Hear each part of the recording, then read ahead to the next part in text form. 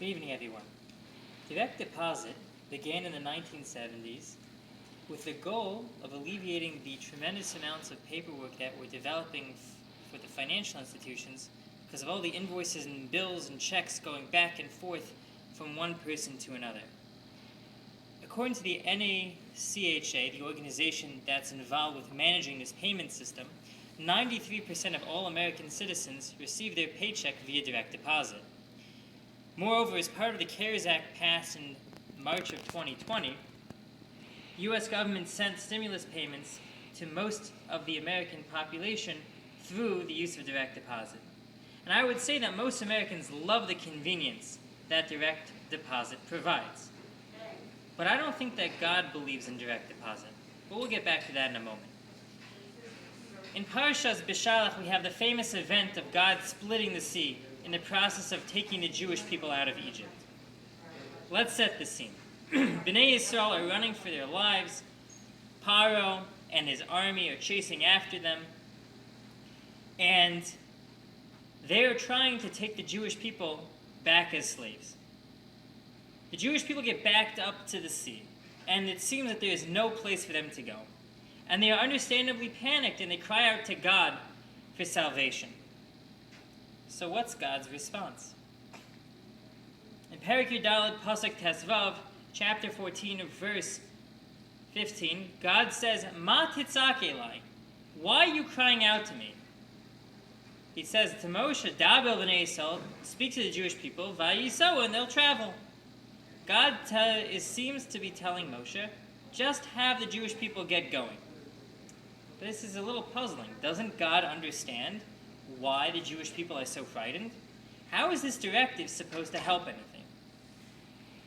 The Gemara in Masechah Sota on Daf Lamed Zayin Amud Aleph, folio 37a, tell us more of what's going on behind the scenes.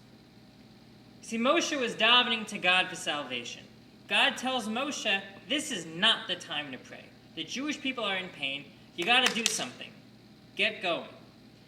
God tells Moshe all the Jewish people need to do is travel into the sea, and it will split before them. Nothing more needs to be done.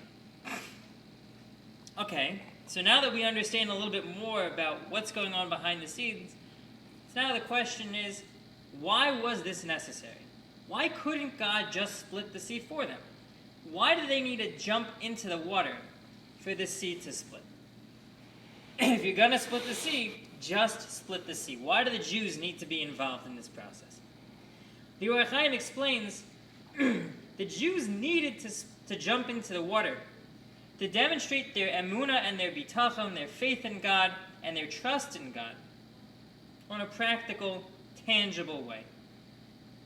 They would do so by jumping into the sea. They would show that they believed God's guarantee to take them out of Egypt, saving them from Paro's army, by getting into the water. They needed to take God's check, as it were. Take it to the bank, act on God's guarantee. When I was a student in Vassar Tzion a number of years ago, I had a very impactful encounter with one of the rabbis on staff. His name is Rabbi Daniel Glanz.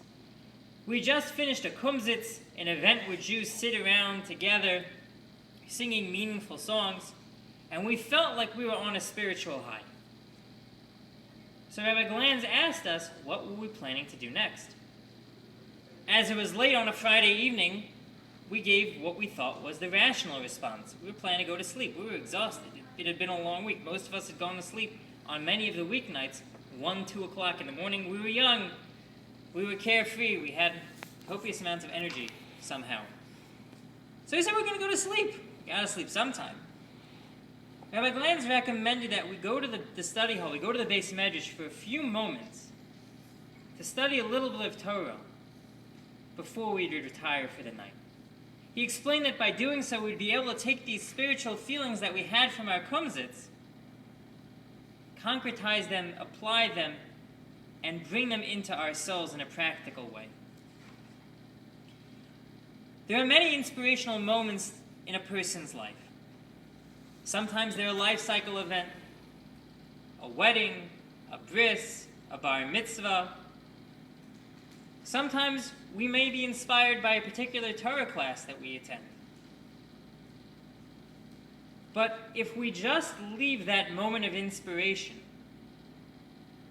we're missing the point, we're missing the opportunity that this moment has. You know, the thing is, God doesn't believe in direct deposit. Spiritual growth does not come with an automatic deposit into our spiritual bank accounts just because we sat passively and experienced something.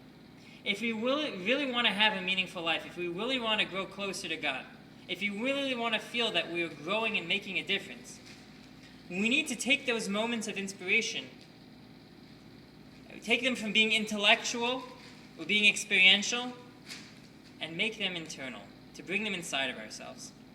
God's not going to deposit spiritual growth into our heavenly bank accounts. We need to do something.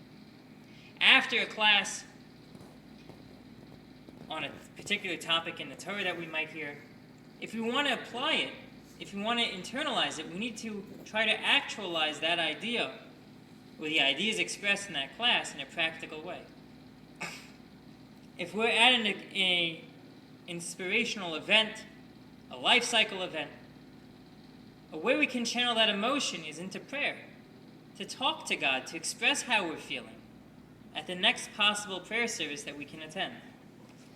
Let's take the practical steps to take our meaningful moments in life and to make them count by learning Torah after an event like that, by taking the inspiration we might have and channeling into prayer, to acts of chesed, loving kindness to other people, or some other mitzvah.